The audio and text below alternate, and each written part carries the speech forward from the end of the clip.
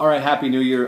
Just wanted to get a blog out before 2012 rolls in. If you catch this after 2012, Happy New Year. UFC 141 is officially in the books and should aptly be titled Bad Game Plan, because that was a lot of what happened.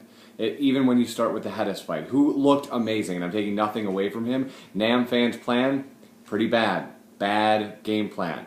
Then you go to Gustafson and Senko. Senko's plan was to run face first into Gustafson's straight right and then got knocked out cold. Bad game plan. There was no covering up. I don't know why he wasn't really respecting Alexander, but I think Rogan said it best at the end of the fight when he said, not enough people are talking about this kid, because not enough people are talking about this kid. Brings us to Diaz and Cerrone. You watched that fight?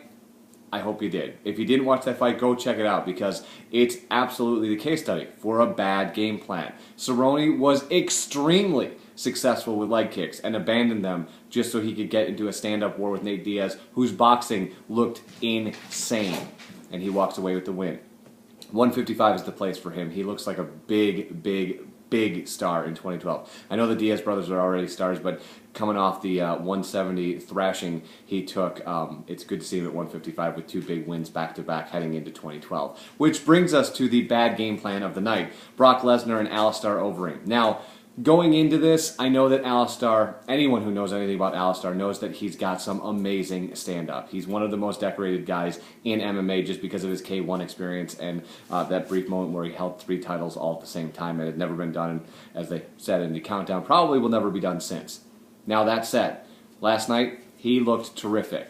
That's to say, Brock Lesnar looked terrible. His stand-up looked terrible. He didn't go for all but one takedown, and it was a terrible takedown. And I think it was Anthony Bourdain from No Reservations, who was Athlete Fights and tweeting, said it best when he said, Brock hates to get hit. It's clear Brock hates to get hit. It's clear Brock hates to fight. And I think retiring is a good thing because he looked bad last night.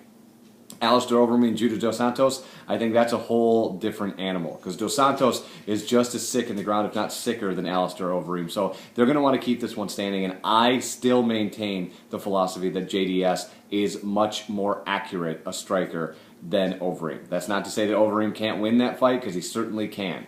I just think that JDS, when he punches you, he hits you, and that's going to be problematic, especially coming off a fight that I think for Alistair Overeem was as easy as he thought it was going to be. The rest of us were praying to God that we weren't going to see Brock Lesnar and The Undertaker at WrestleMania, and unfortunately, it looks like we might get our wish. I don't know what the contracts are in the UFC when you retire in the middle of a contract, but they may let him just go, because that was just a bad outing.